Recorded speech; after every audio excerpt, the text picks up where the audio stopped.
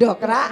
गजब सुंदर है ना गजब सुंदर आई सुना था बेटी गीता हाँ माँ आई तोला वो बांधवा कहीं काम होता तैयारी बेटी हाँ तोला नहीं कर नहीं बेटी हाँ माँ देख बेटी गीता जन बात ला तो दाई बतावा था ना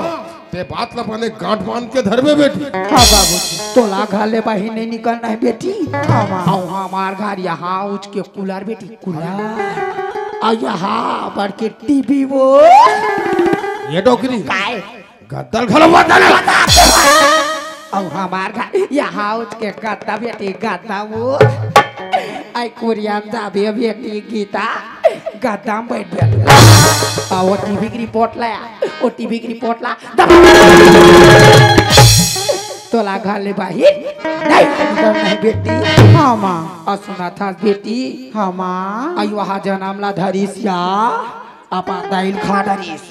आई दीदी हाँ वो आई तब्बा और सुना था बेटी हाँ माँ अपन में केम जाते या और सखी सहेली में देखते बेटी मुंह टॉप टॉप आई दीदी के वो आई तब्बा